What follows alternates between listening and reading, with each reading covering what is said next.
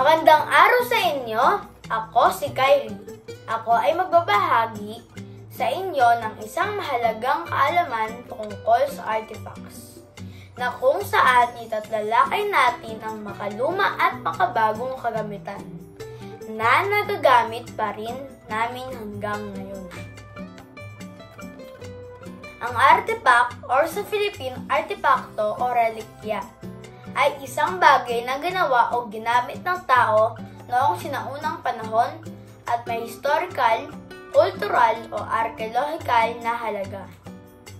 Trivia number 1. Noong 1904, sina Reinhold Berger at Albert Aschenbrenner ang unang nag-market ng vacuum flask sa publiko.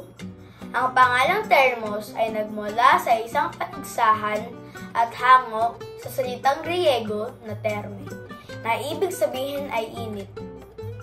Trivia number 2. Pinapanatili nito ang init o lamig sa pamamagitan ng vacuum. Ang vacuum flask sa loob ng thermos ay may double wall na may vacuum sa pagitan. Dahil walang hangin sa pagitan, hindi kayang makapasok ang init o lamig, kaya tumatagal ang temperatura ng laman. Dagdag kaalaman. Narito ang ilang makalumang larawan ng mga thermos or vacuum flask.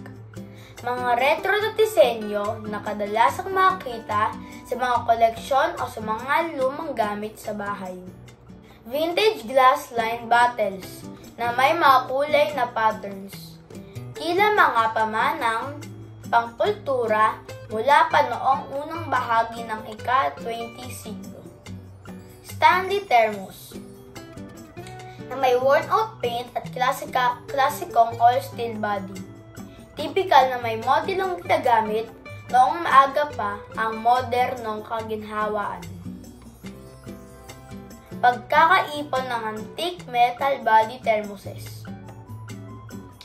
Isang koleksyon na nagpapakita kung gaano karami ang lumang disenyo bago pa tuluyang sumikat ang mass production. Retroplate thermos na may enamel o dekoradong tint. Estilo na uso noong 1960s to 1970s. Sentimental at collectors na halaga. Emotional or collectible value. Ito ay totoo lalo na para sa mga makalumang thermos. Halimbawa ng value sa collection.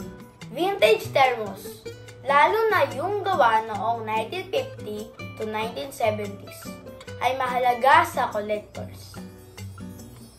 May mga lumang thermos na binebenta sa online marketplaces tulad ng eBay or Etsy sa halagang 1,000 pesos hanggang 10,000 pataas. Depende sa kondisyon at rare ng disenyo. Brand names gaya ng Stanley, Thermos UK, at iba pa ay hinahanap ng collectors. Monetary value. Uri ng thermos. Presyo sa merkado. Modernong thermos. 500 ml to 1 liter. 300 pesos to 2,000 pesos depende sa brand. Branded stainless thermos. Examples. Thermos Stanley, 1,500 pesos to 5,000 pesos. Vintage thermos or collector's item, 1,000 pesos to 10,000 pesos depende sa rare value. Narito naman ang aming thermos na halos 12 years na ang nakalipas. Ito ang ginagamit ng aking ina na lagayan ng mainit na tubig. Ang thermos ay may double wall na may vacuum sa pagitan.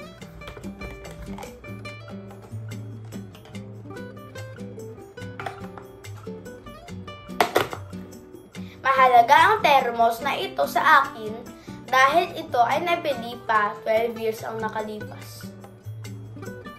Halos kasama ako na ito lumaki. Ang presyo pa nito noon ay nagkakahalaga ng 200 pesos. Muli ako si Kyrie Ezra. Sana ay may natutunan kayo sa aking ibinahagi tungkol sa thermos at sa artifacts.